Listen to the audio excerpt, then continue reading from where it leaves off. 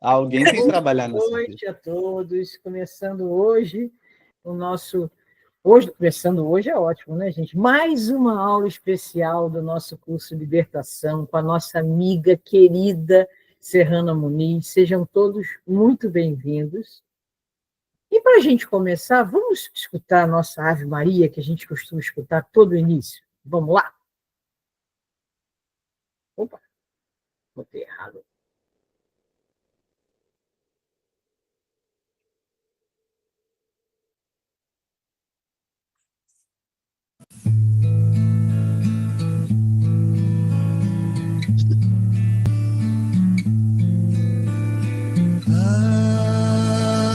Ave Maria,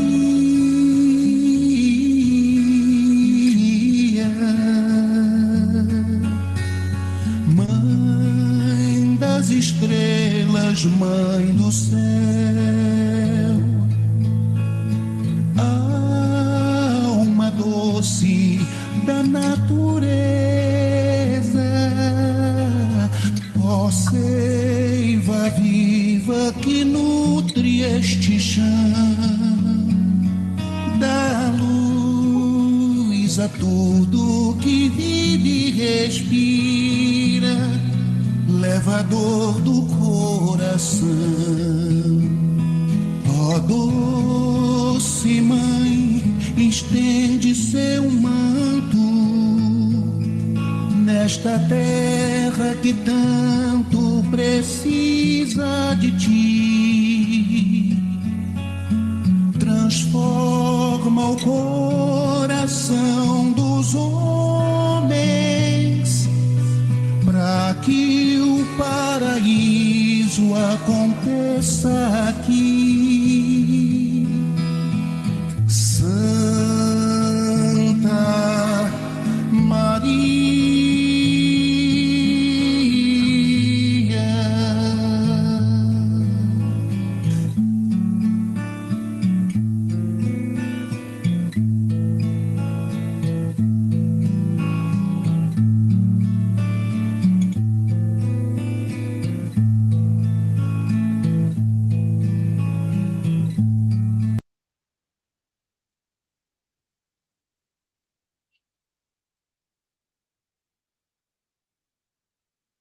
Agora já ambientados com a Ave Maria, tão especial para a gente, né? Vamos então dar início.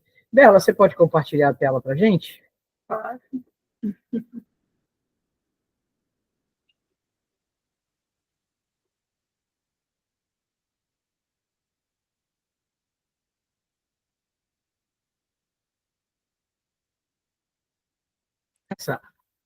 Certo, podemos começar. Serrana. Ok, estou escutando. Boa noite a todos. É um prazer de estar de novo, né? Aqui hoje já é a sexta aula, é o capítulo 11 e 12. Mas antes de iniciarmos, gostaria de dar uma boa noite a todos vocês, os que vão assistir depois a aula, e a grande satisfação que é estar dando esse curso nessa casa maravilhosa que eu tanto amo, com esse público-alvo que fantástico, né? Então, hoje nós vamos dar uma recordadinha da aula anterior, que foi quando nós paramos, é um resumão, tá? Que Gúbio, André Luiz e Eloy tiveram autorização de Gregório, né, o Papa Nono, para ir acompanhar a caravana de obsessores. E chegando à casa de Margarida, que era lá onde eles estavam indo, Gúbio viu que ela estava sendo submetida a uma operação magnética, objetivando a morte dela. O que vem a ser isso? É retirada de todos os fluidos, aí a pessoa vai enfraquecendo, vai adoecendo e morre. E Saldanha presta todas as informações do caso Margarida para Gúbio, porque ele perguntou a respeito do caso. Dali, eles foram para um culto religioso que o médico tinha falado para ele que ele deveria levar a mulher dele numa casa espírita, e assim o esposo dela concordou e eles estavam indo para lá, e que nós vimos que o carro deles parecia uma caravana de carnaval. Lembra? Era espírito em tudo que era canto, para tu ver o nível de frequência que eles estavam. E chegando no templo religioso, né, quando eles adentraram, eles viram que a grande maioria estava fora de sintonia. com o alto, né? Porque aí dentro da igreja tinha um monte de espíritos inferiores, o padre não estava em sintonia com o que ele estava fazendo. Na hora que foi dar a hóstia se iluminava, e quando ele tocava na hóstia, a hóstia escurecia.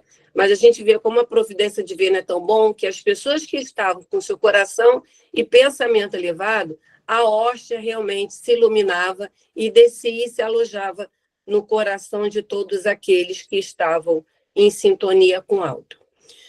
E Saldanha relata porque ele foi escolhido pelo Gregório, porque o Gubi perguntou como é que você chegou a esse trabalho, né? E ele falou que foi pelo ódio. Saldanha relata, e relatou a saga, o que aconteceu com a sua família, e vai ficar muito longo se eu tiver que relembrar. Ele descobriu o juiz que foi responsável pela prisão do filho indevida, porque o filho foi condenado inocente, e ele levava o juiz em desdobramento para o plano espiritual e ameaçava ele e falava que ia matar.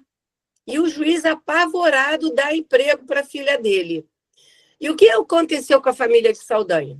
Né, no resumo. Irene, a Nora, vendo que o marido dela, realmente foi preso, acusado e jogado na sarjeta, ela vai e se suicida. E se imanta ao marido, né? E acontece que a mãe também desencarna. E quando ela desencarna, ela vai se unir à Nora e mais o filho que ainda estava encarnado. E a neta, uma menina moça, estava trabalhando como doméstica na casa do juiz. E o médico, aí chegando lá com Margaridinha, o médico examina a Margarida e, após o exame, ele sugere, que eu já falei, roteiro, às vezes, para mim, não dá certo, não. E como era a vida e o ambiente doméstico do médico, né? Que também nós vimos isso. O ambiente era um total desarmonia, porque a primeira esposa, ele viuvou e casou de novo. E a primeira esposa não saiu de lá e ficava insuflando o filho encarnado a brigar com o pai, brigar com a segunda esposa, e a casa era um verdadeiro inferno. E vimos também como aquela esposa linda, elegante, chique, maravilhosa, quando ela ia dormir e o perispírito dela saía do corpo, ela tinha o formato de uma bruxa. Aí a gente vê, né, que os nossos pensamentos, os nossos atos, eles moldam o nosso perispírito, tanto para uma imagem boa quanto para uma imagem ruim. E assim terminamos o capítulo passado. Hoje nós vamos começar capítulo 11, Valiosa Experiência.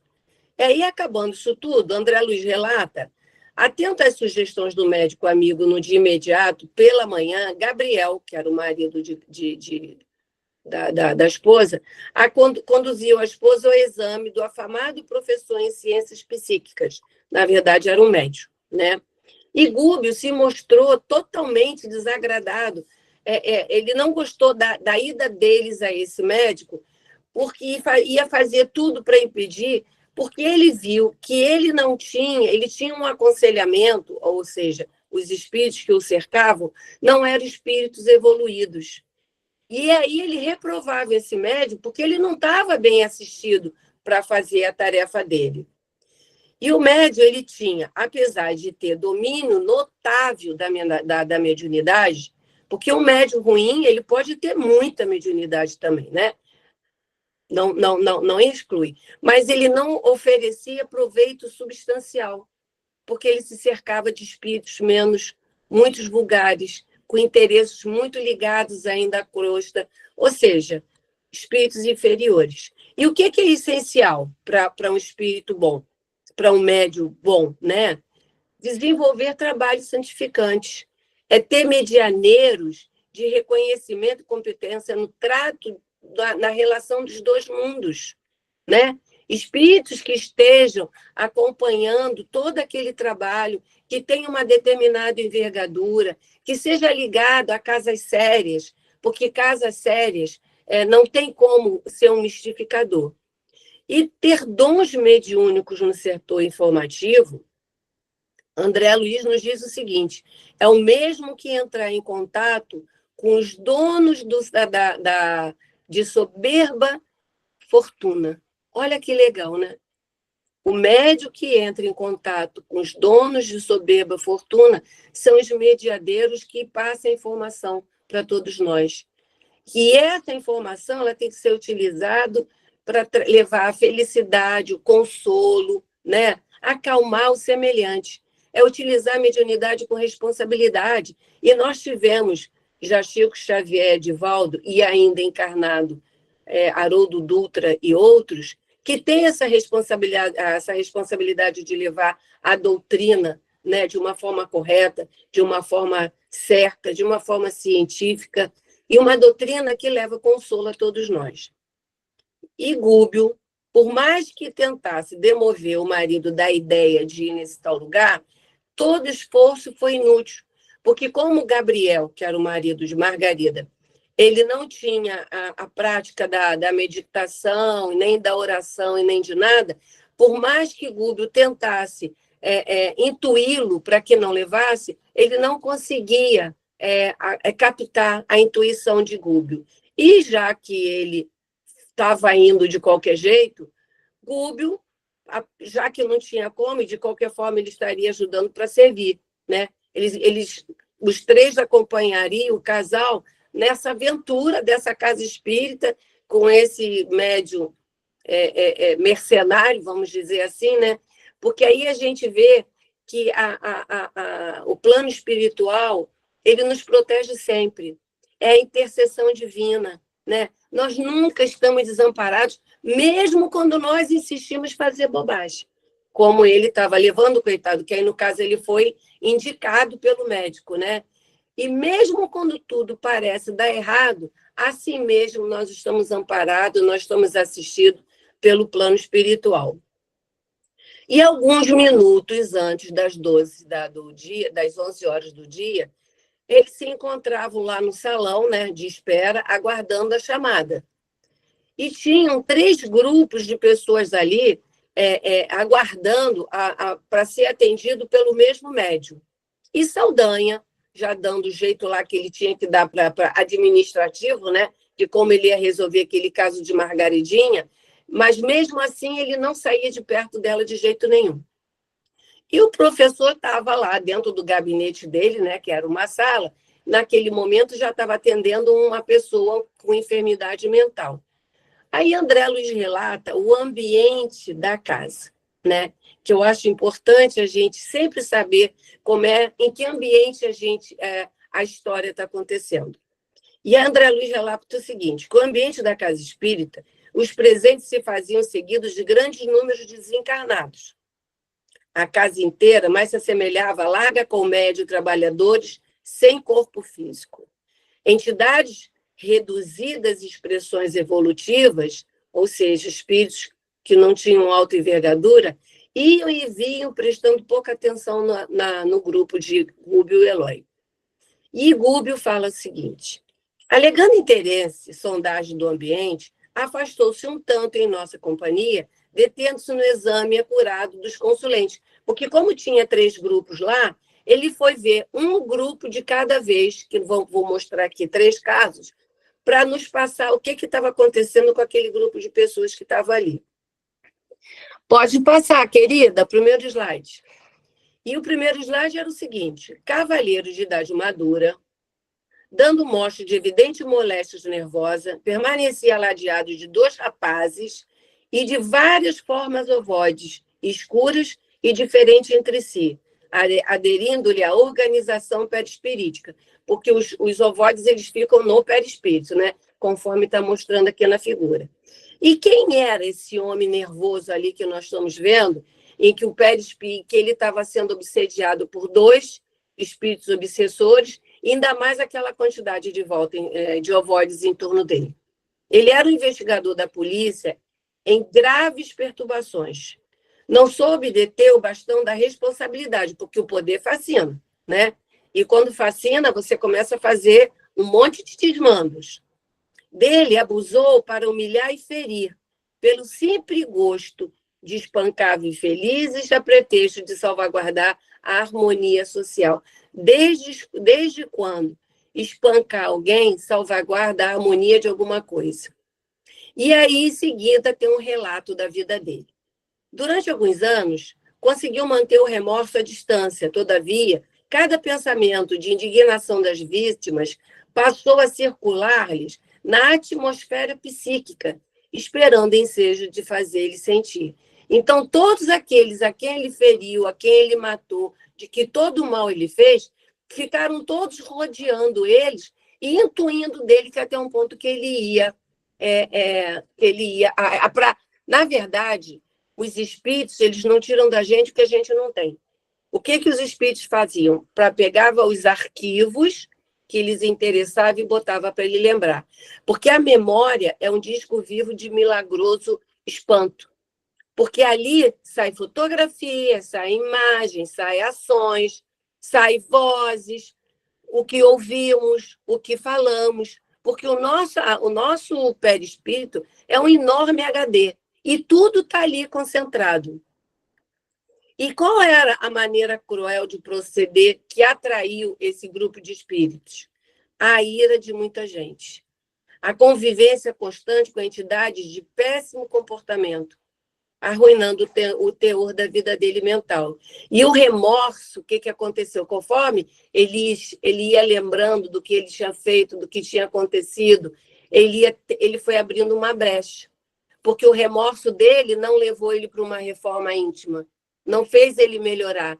E aí a brecha se abriu e os espíritos abraçaram ele com força. E as forças acumuladas dos pensamentos destrutivos, e o que aconteceu com esse pensamento? Né? Porque ele começou a ter pensamento em cima de pensamento, tudo que ele tinha feito.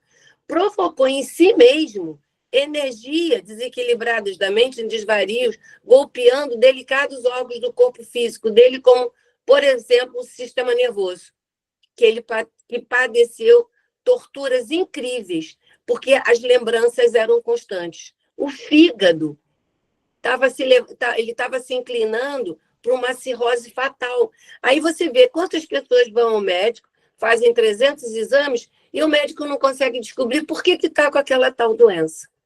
E aqui, André Luiz nos mostra de uma forma muito perfeita.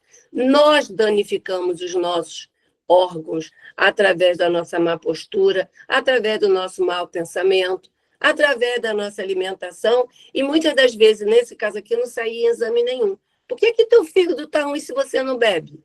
Né? Por que você está nervoso se tem uma vida equilibrada? E qual é a causa de toda essa situação que esse senhor estava? Autoperseguição. Ele mesmo se perseguia com os pensamentos deles constantes em relações de cenas passadas, de coisas que ele mandou fazer, de coisas que ele fez, de coisas que ele falou, de situações que ele escutou. E ele mesmo se auto-atormentava. E o que a gente pode fazer? Porque a gente também faz isso, né? Esse curso é para a gente. Nós temos que nos colocar, muitas vezes, nesses papéis. O que a gente pode fazer quando a gente se auto-atormenta? Ou por um remorso de uma palavra maldita, ou por uma situação que poderia ter evitado, e a gente fica com aquela coisa na cabeça. No caso deles, a gente precisa, nesse caso, mudar o nosso pensamento. A gente tem que mudar o nosso comportamento para o bem. A gente tem que renovar a nossa fé. A gente tem que fortalecer e, com muito empenho, a nossa reforma íntima. Porque a gente só consegue sair daquele nível se a gente se distanciar daquelas questões de níveis mais baixos. Então, ele estava... O primeiro caso era esse, era um homem que maltratava, punia, botando a lei acima de tudo, e ele mesmo acabou flagelando os órgãos dele com os remorsos. O segundo slide, Gabi, é o segundo caso. O segundo caso é de uma respeitável senhora que sentava ao lado de uma jovem de cor pálida, amarelada, que parecia que estava com hepatite, parecia ser a avó da neta, que era essa mocinha aí. Ao lado da neta, 2 espíritos de aspecto sinistro a rodeavam, qual se devesse estar custodiada por guardiões tirânicos. São esses 2 homens que estão aí. E o que esses 2 espíritos faziam ao lado dessa neta? Porque ninguém fica do lado de ninguém à toa, né? Ninguém persegue ninguém à toa.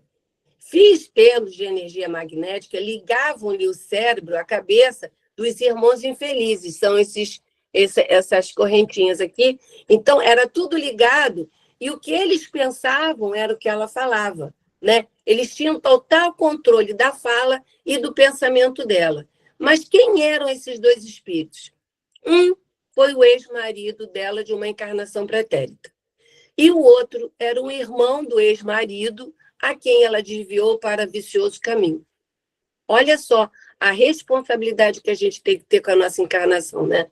Numa encarnação seguinte, vem o marido, o ex-marido, o irmão do ex-marido, para atormentá-la. O ex-marido, na época, ele se suicidou. E o irmão dele foi asilado no fundo do Vale da Loucura. E depois que ele saiu louco da encarnação, que não relata aqui o motivo pelo que um se suicidou e o outro enlouqueceu, eles foram e acharam elas e ficaram prometendo vingança ao lado dela o tempo inteiro. E a avó, vendo que ela estava totalmente desequilibrada, que ela estava totalmente enlouquecida, porque eles botavam palavras na boca dela, né? E ela repetia, na verdade, o que eles mandavam ela repetir, e ela tinha os surtos. E aí a avó chegou assim, o único caso, daqui a pouco eu estou morrendo, vou arranjar um casamento para essa menina. Menina casa, vai ficar lá com o marido, que antigamente as pessoas não separavam, né? E eu vou morrer tranquila que ela vai estar amparada por esse homem. Só que quando o marido viu que ela ia casar, o que é que ele fez? Nas vésperas do casamento, ele começou a enlouquecer tanto ela que ele destruiu o noivado porque ela teve um surto. Ela começou a falar um monte de coisa, ela começou a ter um comportamento errado e o casamento não aconteceu. O ex-marido ultrajado ocupava os centros da fala, enchia a mente de ideias dele, subjugava, requisitava a presença dela em desdobramento no plano espiritual, atormentava ela de toda e qualquer forma. E o que acontecia? Ela tanto era refém dele, tanto encarnada, porque ela era um joguete na mão dele, quanto no plano espiritual era refém dele, porque ele levava ela para o plano espiritual e lá ele atormentava ela. Ela permanece com esse excesso de permanência dele do lado dela, saturada de fluidos que não lhe pertencem, roubando-lhe o equilíbrio mental, já peregrinou em diversos consultórios para ver qual era a doença dela, e nada foi encontrado o porquê dela se encontrar naquele estado. E foi por esse motivo que ela foi procurar o tal médium, para ver se dava um jeito, a avó foi levar, né? Para ver se dava um jeito, porque ele era famoso. Ele era famoso, ele era uma pessoa conceituada. E aí Eloy pergunta a Gúbio, encontrará remédio adequado para esse mal? E Gúbio responde, exige renovação interior, e os que acreditam não obterá nessa casa aqui, porque essa casa podia dar um alívio, mas não a cura, porque ali não estava pessoas sérias, médium comprometido, e se o médium não é comprometido, se o médium não é correto, e ele ainda negocia a mediunidade dele, os espíritos que o cercam são espíritos de nível inferior, e os conselhos igualmente serão inferiores também. Põe a terceira imagem. Mas por quê? Teria como ela sair dessa situação aí? Tem. De que forma? Dando um basta, né? Vai precisar reagir e rejeitar os pensamentos. É dizer não aos pensamentos ruins. E isso acontece conosco. Nós devemos dizer não aos pensamentos ruins, não às sugestões menos boas, não aquele temperamento que a gente acha que é nosso, que nasce assim, vou morrer assim. Mudar de padrão e fazer a nossa reforma íntima. Porque isso que o Jesus quis dizer, não vim trazer a paz, vim trazer a guerra, é a nossa reforma íntima. Porque ela é doída, a gente tem que abrir mão de tudo que a gente sempre acreditou para passar por um lado que a gente não sabe nem se vai dar certo, se a gente vai gostar. E isso machuca, né? É deixar de ser fofoqueiro e não falar mais mal de ninguém. Olha só, gente, uma pessoa que só sabe falar mal, parar de falar mal das pessoas, a pessoa deve ficar assim, né? Ai, meu Deus, como é que eu vou conseguir? Eu estou falando fofoca porque são coisas simples mesmo, que são difíceis. né? São pessoas que estão acostumadas a qualquer coisa de pronto, dar uma resposta atravessada. Como é difícil controlar a língua e a boca, não é verdade? E aí temos agora o nosso terceiro caso, que são 2 homens de idade madura, né? Reconhecemos que um deles guardava indiscutível desequilíbrio orgânico, pode passar mais um, e muito pálido e abatido, demonstrava sinais de profunda inquietação, que é esse daqui, né? De profunda inquietação. Junto dele se encontrava uma entidade desencarnada de humilde aspecto, que é o do lado, né? Que, na verdade, é um espírito protetor. Espírito protetor, até nós podemos ser espírito protetor de alguém na medida que a gente se comprometa a proteger alguém, né? Porque quando eu queria ser espírito... Nós podemos ser espíritos protetores encarnados. A gente tem que treinar essa função encarnado para quando chegarmos no plano espiritual, a gente já ter essa habilidade de ajudar, a gente ter essa habilidade de proteger, essa habilidade de se preocupar, essa habilidade de cumprir regras das casas espíritas que a gente vai. Isso tudo é muito importante a gente treinar aqui e agora. E quem é esse espírito aí protetor, né? Aí o Gubi perguntou para ele, quem você é? E ele falou, venho aqui na defesa desse amigo, que é o espírito protetor, né? Por que ele queria, estava ali defendendo esse amigo? E aí esse espírito protetor fala, o médium assalariou ele algumas dezenas de espíritos desencarnados que trabalham cegamente sob suas ordens, tanto para o bem quanto para o mal. Nessa casa, o enfermo não é amparado pelo socorrista de que se vem valer, e sim pela assistência espiritual que possa desfrutar. E quem é o amigo de quem ele veio proteger? Ele, companheiro e austero administrador de serviços públicos. E aí temos que ver também uma grande coisa nessa lição. Esse espírito protetor, a quem ordenaram ele, que ele fosse proteger esse senhor não era nenhuma cocada, não.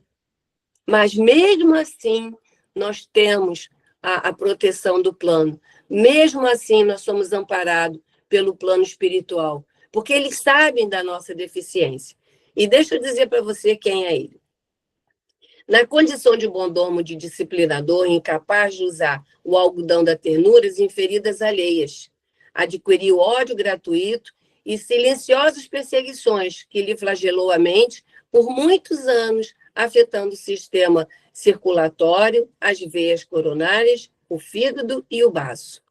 Acontece que a grande corrente de perseguidores conseguiu inundar os médicos, ou seja, intuir a todos os médicos em que ele ia, que o assistisse, a necessidade de uma intervenção na vesícula biliar, preparando-lhe um choque operatório que lhe imporá a morte inesperada do corpo. Então, tudo estava acontecendo para a deficiência dos órgãos dele. Olha como o plano espiritual inferior é inteligente, é sagaz, sabe articular, sabe montar apucas. E por isso ele falava, devemos rezar pelos nossos... Quer dizer, isso tudo. Aí eu que falo, nós devemos rezar pelos nossos médicos. Quando a gente for ao médico, a gente tem que pedir que o nosso mentor, junto com o mentor dele, interceda a nosso favor para que a gente seja bem diagnosticada, para que ele seja bem intuído de que melhor remédio vai nos passar, porque o médico precisa de muita oração para a gente também. Uma vez eu levei minha mãe no médico, que o médico, quando eu sentei, ele falou assim, faça uma oração para o seu médico. Aí eu achei aquilo tão bonitinho que ele falou, eu falei, tá, e fiz uma oração para o seu médico. E de que forma o espiritualmente vai proteger esse homem, já que tudo estava sendo levado com um diagnóstico errado para que ele viesse morrer. E ele fala, recebi instruções no sentido de pedir a operação cirúrgica e confio na vitória de minha tarefa. E aí a gente... isso tudo, gente, está muito resumindo, cabe ler o livro, tá? Senão, ainda mais hoje o capítulo está enorme. E aí termina vendo que tudo ele estava fazendo para que a cirurgia não acontecesse, para que a pessoa a quem ele foi solicitado tomar conta, não viesse a falecer de uma cirurgia, de uma operação de vesícula. E aí, Gúbio voltando, né, retornando a Saldanha, Saldanha comunica a Gúbio que resolvera neutralizar os serviços espirituais do médico operante. Olha, já estava aqui vendo, enquanto você estava passeando por aí, a única forma que tem da Margaridinha é a gente neutralizar o médium para que o médium não tenha piedade dela e confundir, e para que possa confundir as observações que ele vai ter, para que ela não seja bem encaminhada ou diagnosticada, coisa e tal. E de que forma isso acontece? Saldanha chamou um dos colaboradores mais influentes e pediu, claro, que um colaborador que estava lá, de um nível inferior espiritual, que o médium não deveria penetrar nos problemas da Margarida na intimidade. Ficaria tudo no plano superficial. E como recompensa, Saldanha promete trocar favor com ele, não só a ele, mas também aos outros auxiliares.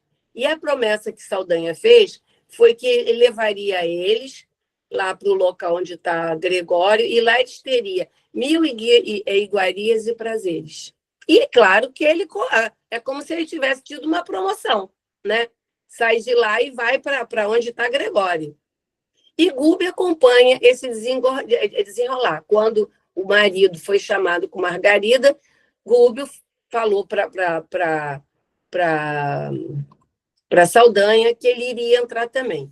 E logo entrando, viu que o gabinete não esperava segurança nenhuma em termos do plano espiritual de espíritos elevados. Era um monte de gente sentada no chão, espíritos, aqueles tipo flagelado mesmo que estava ali só para assistir.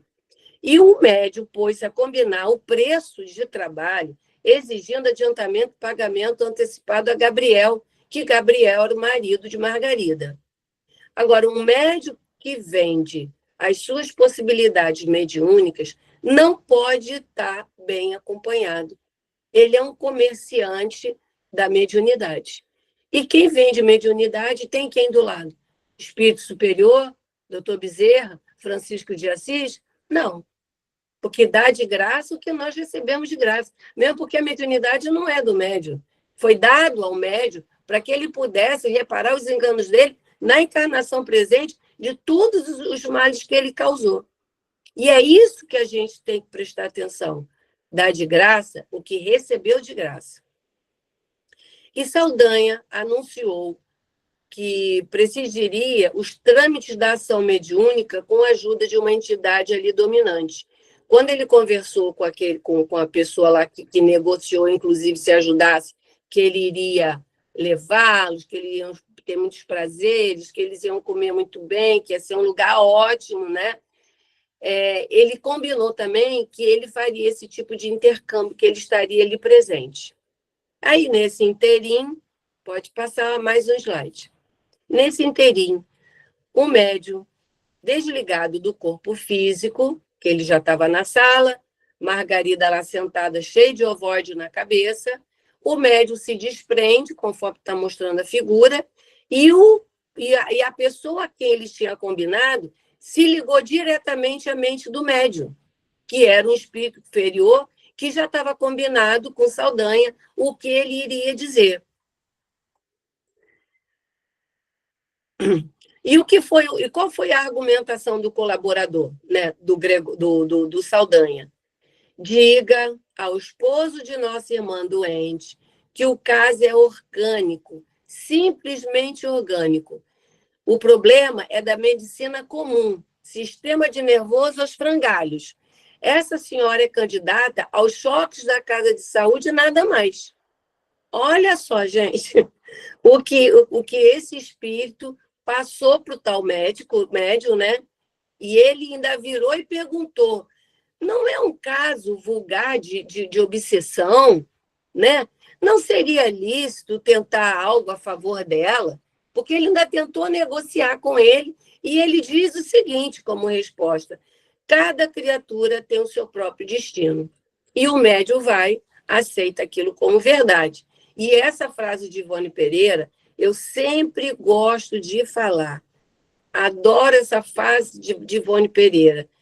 Médium que não estuda, acredita em qualquer coisa, até em espírito. Porque o médium que estuda e vê um espírito falando esse tipo de coisa, você vai ter certeza que você está falando com um espírito inferior. Ainda vai botar Margarida numa casa de saúde para levar choque, que era só isso que ela precisava, que o problema dele era clínico, não era de obsessão. Então, os médios têm que avaliar as comunicações mediúnicas, primeiro, para não ficar fascinado, e segundo, para saber ter um crivo severo de mensagens para saber se está bem assistido.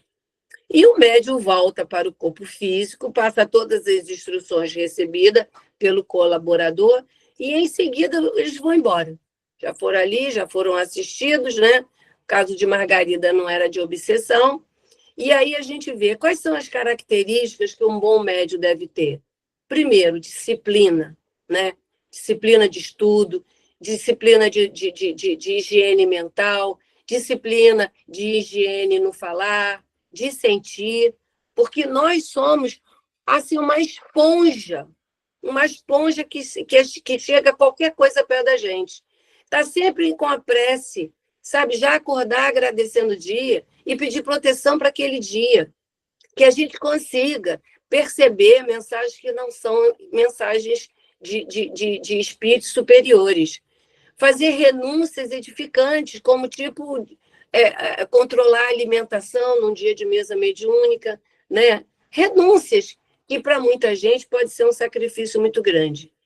É ter o espírito de serviço, ter a fé renovadora, padrões morais nobres, porque o médium ele não tem que andar na linha, não, ele tem que andar no trilho mesmo.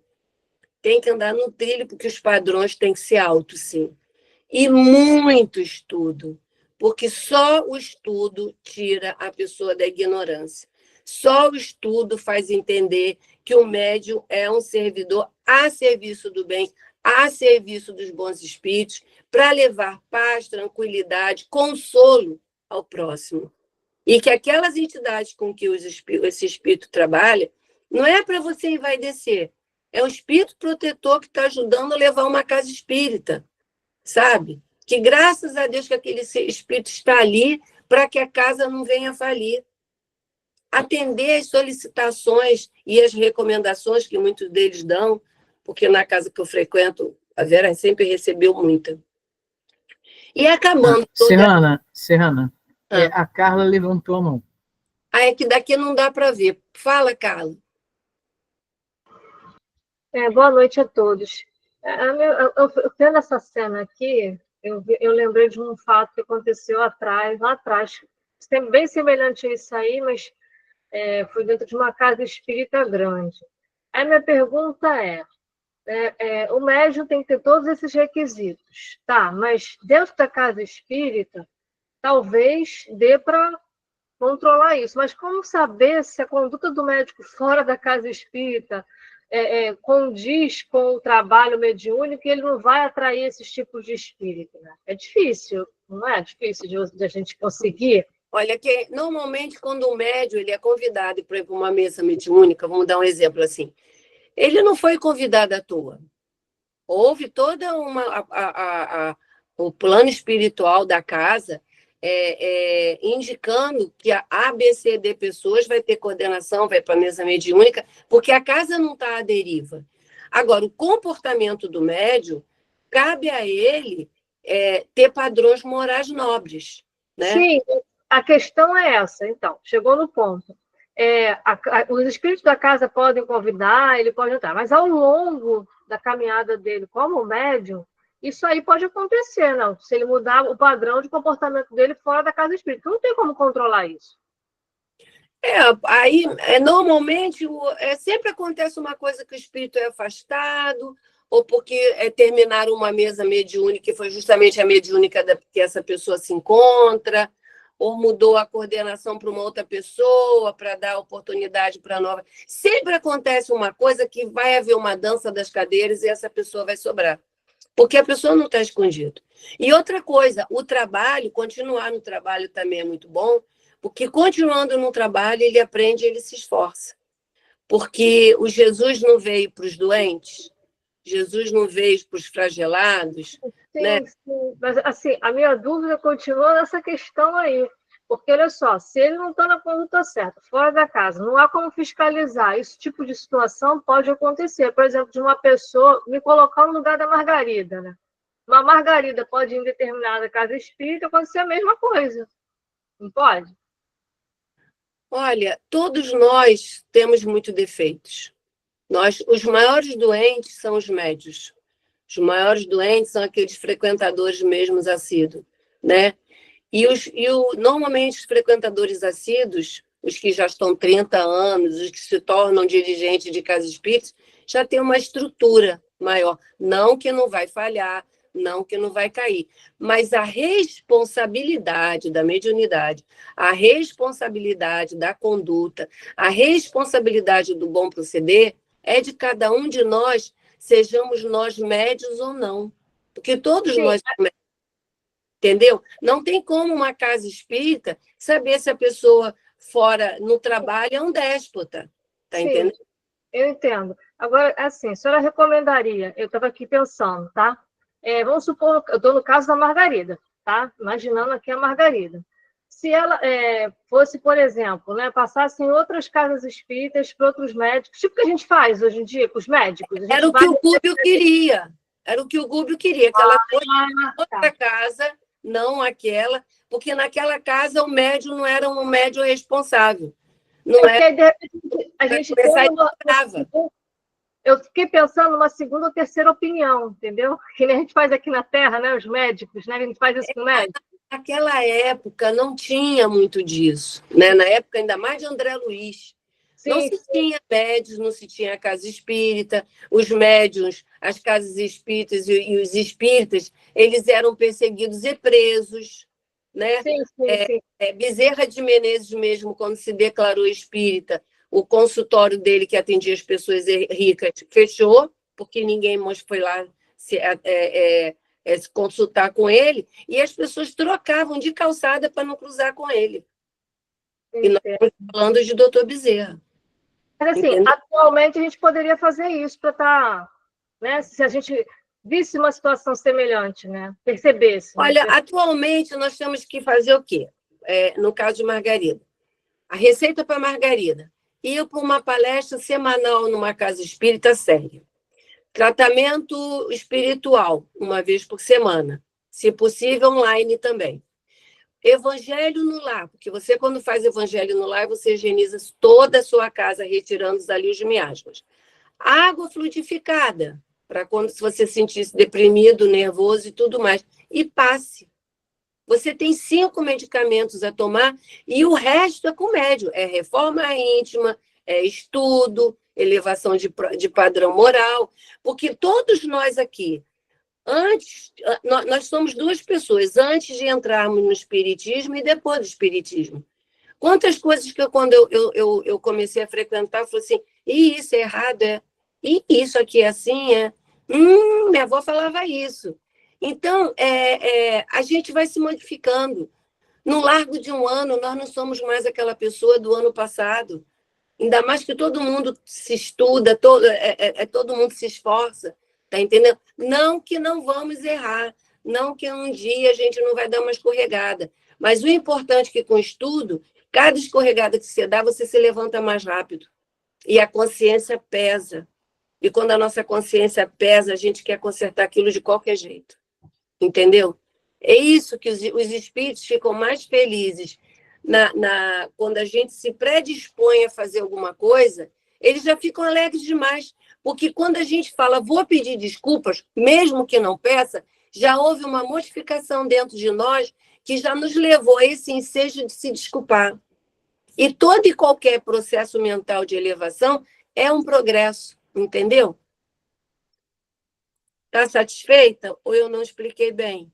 Não, entendi. Eu estava aqui só reflexionando a respeito do caso dela, mas realmente teria que ser com calma, não poderia ser tudo de uma vez que a senhora citou, teria que ir introduzindo devagar. Entendi, sim, obrigada. Não, no caso, a Margaridinha tinha que ser com força. Tinha que ser tudo de uma vez só, porque se não, eu falo devagar, porque no caso, a impressão que me dá lendo é que ela está prostrada. Não, ela está sendo levada à morte, porque os ovoides ficavam tirando ela, todos os fluidos dela magnéticos. Os fluidos. sim, ela não tem condição dela mesma se resolver nessa questão. Então, por isso que eu falei devagar, no sentido de começar a fazer o culto no Não, lar. e o marido só levou porque foi indicado pelo médico, porque isso nem passou pela cabeça dele também, né? Porque ele também não deveria ser espírita na época. E Assim, eu é estou tentando difícil focar mais na questão dela, entendeu? Aí introduzindo devagar, tipo, o evangelho no lar para começar, depois encaminhar uma casa, assistir palestra numa casa espírita e por aí vai. Mas obrigado.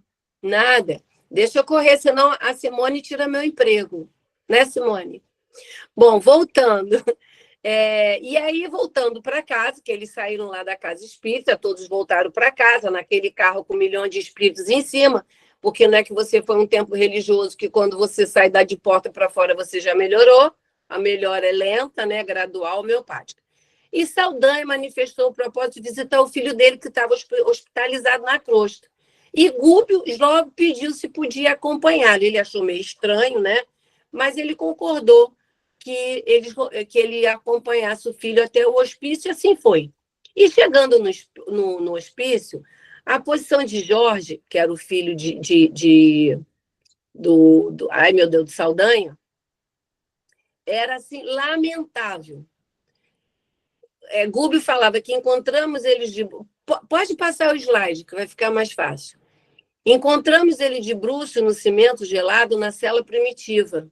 Mostrava as mãos feridas colocadas no rosto imóvel. E Gúbio relata, não era, contudo, o rapaz deslocado e abatido quem mais inspirava compaixão. Quem inspirava mais compaixão são as duas aí, a mãe e a esposa. A mãe e a mãe que faleceu e a esposa que tinha se suicidado. Quer dizer, fora todo o processo que o marido estava passando, ela ainda tinha a alucinação do suicídio. Agarradas a ele, ligadas ao círculo vital que ele era próprio, ambas sorviam os recursos orgânicos dele, porque elas precisavam do fluido vital dele. Irene, que é a esposa, a suicida, trazia a mão direita à garganta, apresentando o quadro perfeito de quem vivia sob dolorosa aflição do envenenamento, porque o suicida ele tende, se enforcou, ele fica querendo tirar a corda, se bebeu algum ácido, veneno, fica com a mão na garganta, eles ficam meio com os 3 jeitos. Se vocês lerem o Memória do Suicida, vocês vão ver como ele se comporta em relação ao órgão do qual foi ferido. A mãe dele, a genitora, abraçava o enfermo, de olhos parados neles, ambos exigindo sinais de tormentos e introversão. E qual foi a consequência disso tudo? Fluidos semelhantes à massa viscosa abriam-lhes essa massa viscosa ia tudo para o cérebro dele, desde a extremidade da medula espinhal até os lobos frontais, acentuando-se nas zonas motoras e sensíveis. Olha só, pessoas que amavam aquela pessoa profundamente. A gente não está falando de obsessor, não. A gente está falando de uma mulher apaixonada e de uma mãe zelosa, que desencarna, em vez de seguir sua vida, fica agarrada naquele filho, não pode ajudar, fica tirando todos os fluidos vitais dele. E Saldanha, quando vê aquilo, com olhos arregalados e marejados de ver o filho naquele quadro lamentável, que já foi o primeiro momento dele de mudança, porque ele já se condoeu, ele começou a gritar, estão loucas. Raras mulheres sabem conservar a fortaleza nas guerras do revide. Em geral, sucumbem rapidamente vencida pela tortura inoperante. E Gúbio vai e acalenta ele, o Saldanha. Nosso irmão, não conseguiram, por enquanto, Saldanha, ultrapassar o pesadelo do sofrimento no trânsito da morte. Ligadas ao filho e esposo, objeto de que lhes centralizou nas horas finais do corpo denso. Porque foi a última coisa que estava no pensamento delas. E Saldanha fala, por mais que eu procure insinuar falando intuindo, gritando-lhes meu nome nos ouvidos, não conseguem me entender. Move-se e se lastimam através de longas frases desconexas, mas a memória e a atenção parecem mortas. Se insisto carregá-las a custo, infundindo-lhe a vida nova, como que me possa auxiliar na vingança, porque ele foi ali para se vingar, vejo baldado todo o esforço, porquanto regresso imediatamente para Jorge. Quer dizer, é a sintonia. Não adianta ele retirar elas de lá, que não é assim que se retira, porque elas ainda estavam na lei da atração. A mente ainda estava presa naquele momento de desencarne que cada uma delas queria estar com Jorge. Se elas se alimentavam da energia do enfermo, o doente viviam alucinações desesperadoras, porque eram as alucinações delas também. E Saldanha, Gúbio pergunta, Saldanha, permite-me algo a fazer em benefício dos nossos? Gente, essa parte é linda, deixa eu correr para dar tempo com tudo. E Saldanha vira e fala assim, pode, como não? Mas o que procuro, você vai fazer uma coisa que eu já procuro realizar há muito tempo, de uma forma inútil que eu nunca consegui. E aqui vemos uma linda passagem de Jesus, porque você vê, Gúbio deixou a filha lá aos cuidados dos obsessores e de ovoides e foi junto com Saldanha para a crosta para ver o filho, para ver Margarida, não foi isso? Deixou Margarida lá e foi acompanhá-lo. E essa passagem eu achei linda. O teu inimigo, ama teu inimigo, ora por aqueles que te perseguem e caluniam e perdoa 70 vezes 7. Não é isso? Isso aí a gente tem que botar na frase da geladeira. E Gúbio afaga a fronte das 3 entidades sofredoras, parecendo liberar cada um dos fluidos pesados que os entorpeciam em profundo abatimento. E o que vicia passar a mão na fronte da pessoa? Ele ali já estava dando um passe. Ele já estava retirando todos os fluidos densos, todos os miasmas com a mão, da forma que ele ia passando a mão nelas. E passado meia hora de operação magnética de estímulo, né, que era o que ele estava fazendo, que aquilo já era uma operação magnética, Gúbio pergunta a Saldanha, não te incomodaria se eu orasse em voz alta? E aí, Saldanha, para tu ver como a humildade é tudo, né? Olha só a simplicidade daquele espírito de altíssima envergadura. Se ele não se incomodaria que ele fizesse uma prece de voz alta. E ele falava, o quê? Você acredita em semelhante panaceia? Mas aí ele parou e pensou e concordou. Faça então o que vocês quiserem, pode orar. E aí Gúbio faz uma prece belíssima, que quando eu li, eu comecei a chorar, mas nós não temos hora para eu falar nada dessa prece, porque aquela prece dava uma aula inteira, de tão bela que ela é. Sugiro que todos leiam. E Gúbio, no final da prece, né, naquele momento, transforma-se gradualmente. As vibrações vigorosas daquela súplica, que arrancava ao próprio coração, expulsaram as partículas obscuras e sublimada luz brilhante agora nos semblantes, que o pranto de amor e a compulsão iraçava com intraduzível beleza. Aí você vê, conforme ele foi rezando, a forma dele, ele foi se iluminando, e que ele começou a jogar luz para tudo que era canto, e toda aquela escuridão delas foram saindo. E, findo esse intervalo dessa oração, fez incidir toda a luminosidade que envolvia sobre as 3 criaturas que asilava no regaço dali daquele ambiente. E ele falava, um pedacinho só que eu botei da prece, é para eles, Senhor, é para os que repousam aqui, em densas sombras que te suplicam a bênção. Eu só peguei uma frasezinha, porque não dava mais, peço mil desculpas. E Gúbio aplicou em seguida, depois dessa frase, o passe magnético, e cada um dos 3 infelizes, em seguida falou o rapaz encarnado. Pode passar outra imagem, outro slide. E ele falou o seguinte, Jorge, levanta-te, estás livre para o necessário reajustamento. E aí Jorge se levanta, que você vê o perispírito dele ficando e ele indo, e o Jorge arregala os olhos, parecendo acordar de pesadelo angustioso. Inquietação e tristeza desapareceram do rosto.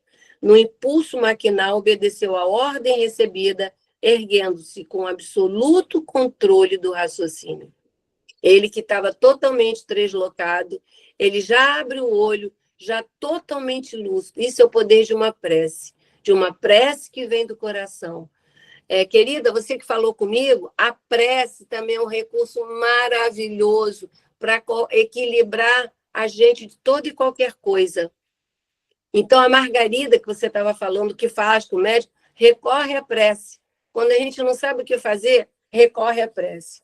E aí, Saldanha, quando viu que o filho estava lúcido, que levantou, porque ele estava jogado no chão da cela, ele gritou em lágrimas, meu filho, meu filho. Quer dizer, ele já tem aquela relação, olha só o que ele já caminhou ali em termos de mudança interior, né? E Jorge não registrou, Jorge é o filho de Saldanha, Jorge não registrou as exclamações nascidas do entusiasmo paterno, mas procurou o leito singelo onde se aquietou com inesperada serenidade, que ele foi lá para trás, está vendo um rapaz deitado lá atrás? Ele já saiu dali e já procurou o leito para dormir. E Saldanha aproximou-se de Gúbio com as maneiras de uma criança humilhada, que reconhece a superioridade do mestre, mas antes que pudesse tomar-lhe as mãos para escutá-la, que é beijá-la, talvez, pediu-lhe Gúbio sem afetação: Saldanha, acalma-te.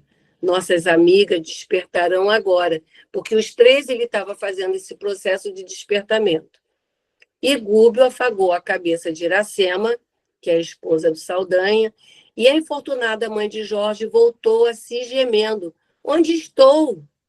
E reparando a presença do marido ao lado dela, que é o Saldanha, nomeou por apelido carinhoso de família e brandou: socorre-me, onde está o nosso filho? Onde é que está o meu filho? E aí ela fala: em que mau sonho me demorei, porque para ela estava sonhando, ela não tinha percebido que tinha desencarnado. Indagava desventurada, chorando compulsivamente: que cela imunda é essa? Será verdade que eu atravessamos o túmulo? Oh, meu Deus, salve-me, salve-me, ela pedia para ele. E depois de tanto falar, a esposa pergunta a Saldanha, porque o comportamento dele tinha mudado de quando ele era vivo, né? E ela vira e pergunta: por que emudecera, faltando a palavra amorosa e confiante de outro tempo? E aí, envergonhado, ele responde: Iracema, eu ainda não aprendi a ser útil. Não sei confortar ninguém. Olha só que forte isso, né?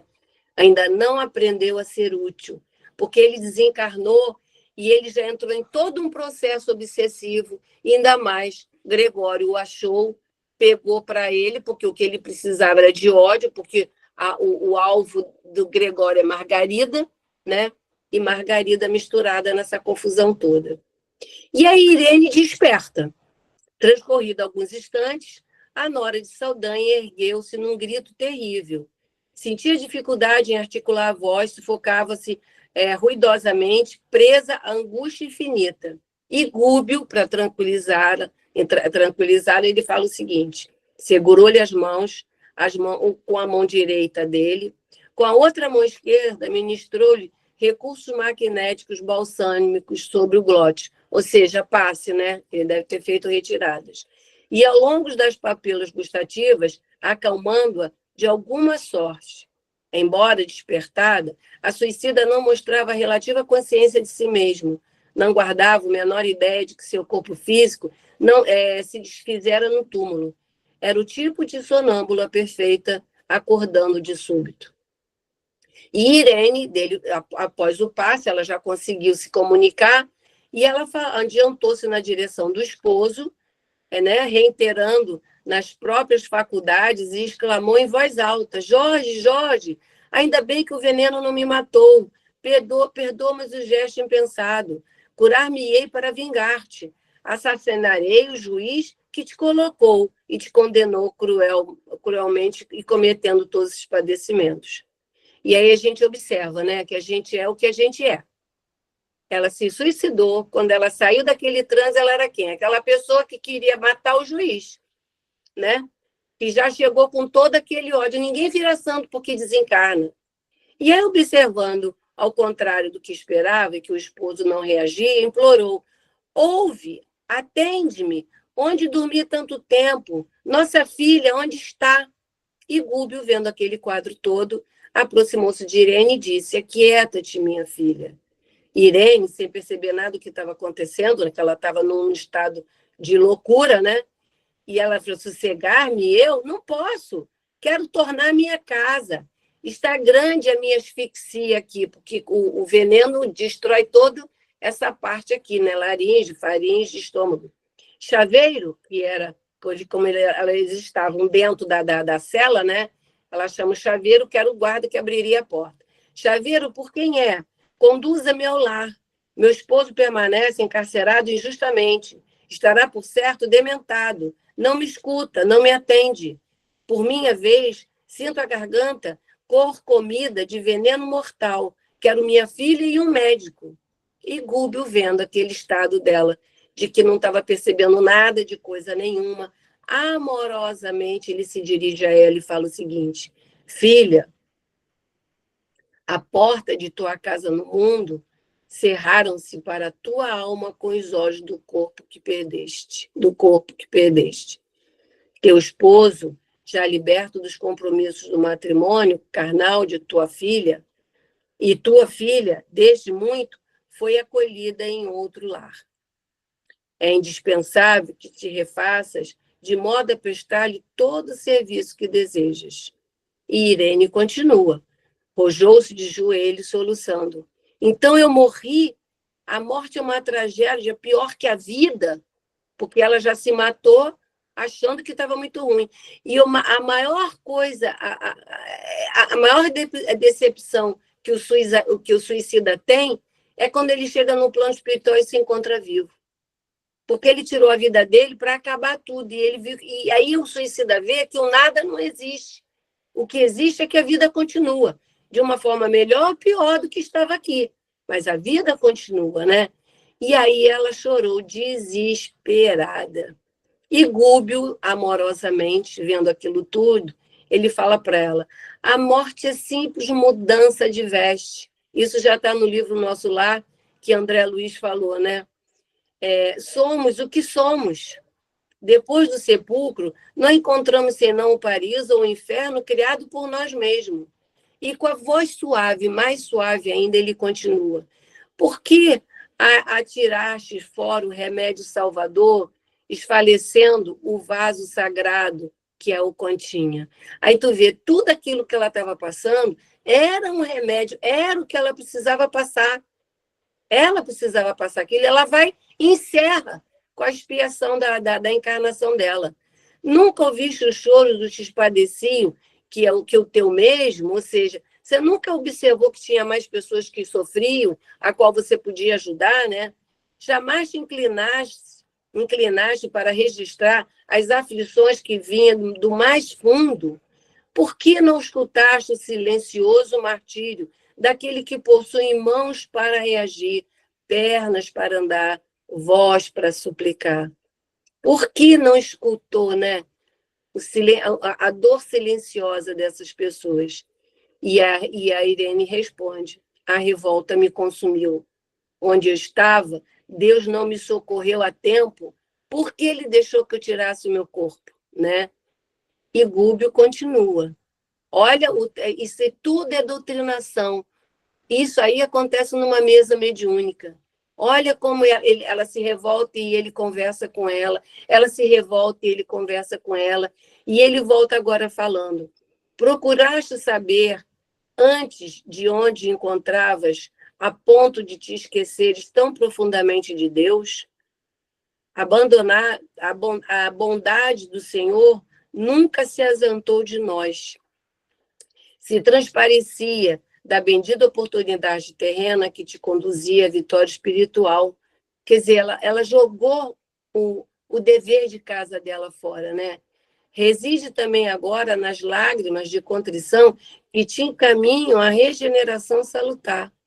Por algum tempo, experimentarás as consequências do ato impensado. Isso nós vemos no Memória do Suicida, que o espírito ele precisa aquele fluido todo que ainda tem nele, ele precisa perder os fluidos para que ele possa seguir à frente. Até então, os suicidas ficavam vivendo em loop o momento do suicídio o tempo inteiro.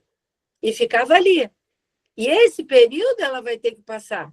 Senhora Serrana, é a Carla de novo. Eu Sim. levantei a mão, mas a senhora não me vê. Aí, como ninguém falou, eu tenho uma dúvida em relação justamente a isso aí. Posso perguntar? Pode sim, pode sim. Carla, Então, meu telefone, eu só vejo os 4 primeiros, eu não tenho visão de tudo. Aí, quando vocês verem, turma, quando vocês perceberem que tem uma mãozinha, vocês me avisem. Pode falar, Carla. Então, a pergunta é justamente sobre memória do suicídio. Ele fala que todo suicídio ele precisa ser isolado por causa de todo aquele fluido dele, né?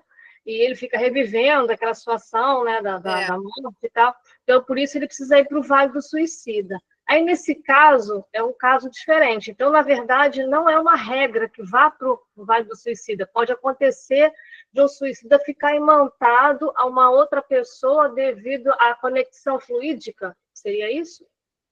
Ele pode ficar nesse topor que ela se encontrava ali, porque a melhor resposta dessas situações é o depende. Né? O livro dos Espíritos, muitas perguntas, a resposta é depende. Eu percebi isso. Porque depende do espírito. Por exemplo, a esposa de Jorge, ela se matou e ficou imantada nele. Ela virou uma vampira. Ela ficava sugando as energias dele.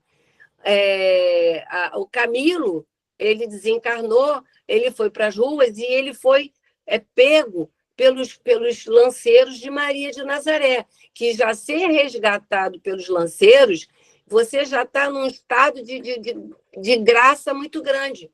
Porque se os lanceiros não pegarem, quem vai te pegar são a espiritualidade inferiores, que vai te levar e vai te usar como escravo, como nós vimos nesse próprio livro lá na frente.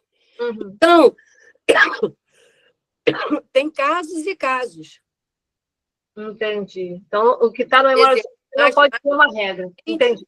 A gente vai ver que a Irene vai ser levada para um posto de socorro, a princípio, para depois ver o que vai acontecer com ela. Sim, sim. Eu li, sempre leio antes, mas aí ficou essa dúvida de ser uma regra. Não é uma regra. Tudo no espiritismo é relativo. Não, no espiritismo está mais para depende do que para sim ou não. É relativo. Obrigada. Nada. Olha, quando ninguém vê a tua mão, você pode falar, tá? Não fica com dúvida, não. Porque dúvida de um é dúvida de vários. E ele fecha com essa frase: não percas, porém, a esperança e dirige os passos na direção do bem. E a Irene, depois de escutar isso tudo, né, entra o desapontamento e a rebelião dela, não parecia interessada em reter os elevados conceitos de Gúbio. Porque quando você não quer aceitar, ela estava querendo, uma pessoa que estava querendo matar o juiz, ela não vai se converter assim tão facilmente, né? Porque ninguém se melhora no estalar de dedos. E desviando a atenção da verdade que a feria, no fundo dela, né, identificou a presença de Saldanha, o sogro. E passando a gritar, ela começou a falar: você é uma sombra ou você é um fantasma? O que procuras aqui? Por que não vingaste o filho infeliz? Não te dói tanta infâmia inútil? Não disporás de armas com que possas ferir o juiz desalmado que nos conspurcou a vida? Quer dizer, ela ainda continuava naquela história de querer matar o juiz. Então, tudo que Gúbio falou para ela, nada ficou no coração dela. Você vê como ela ainda vai precisar desse tempo para refletir, esse tempo para estudar. Ela não vai mudar de uma hora para outra. Por hora, ela quer matar o juiz e ponto final. A intenção dessa é única.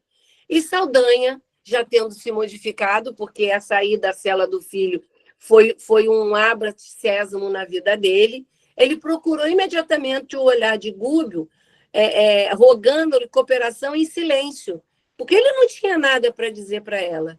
E aí Gúbio passa à frente a palavra e responde: Irene, a certeza da vida vitoriosa acima da morte não te infunde respeito ao coração? Supões estejamos subordinados a um poder que nos desconhece? Perante a verdade nova que te surpreende a alma, não percebes que a infinita sabedoria do Supremo Doador de todas as bênçãos? Onde se encontra a felicidade da vingança? Onde que a gente vai ter felicidade de se vingar de alguém, né? O sangue e as lágrimas dos nossos inimigos apenas aprofundam a chaga que nos abriram no coração. Quer dizer, é chaga em cima de chaga a vingança, né? A vingança não resolve nada. Acreditais que a legítima consagração de um pai traduzisse através da dilaceração ou do homicídio, da perseguição, da cólera? E Saldanha veio até este cárcere, minha filha, por amor. E eu creio que as mais nobres conquistas dele, de retornar à superfície da personalidade, triunfantes e renascentes, porque Gubbio já viu que ele já estava mudando, ele já chorou, ele já aceitou oração, ele viu o filho dele falando, ele ficou emocionado que Gubbio conseguiu uma coisa que ele não conseguia nunca, ele arrastava todo mundo e todo mundo voltava para lá. Não lhe precipites a ternura paterna no abismo do desespero de cujas trevas procurais inutilmente fugir.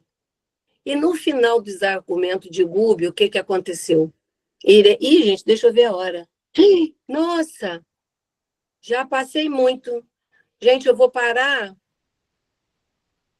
Simone, dá tempo... Passou não, Ciana.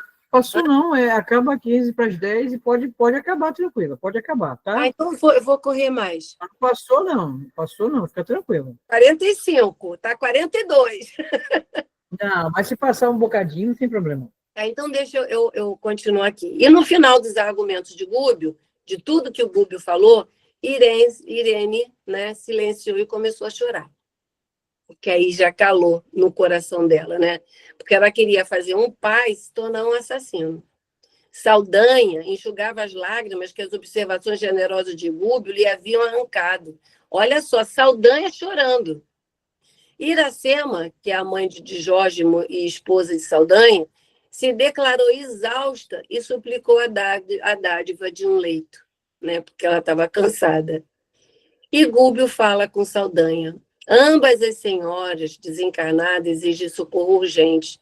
Não seria lícito abandoná-las aqui, nesse clima de desintegração das melhores energias morais.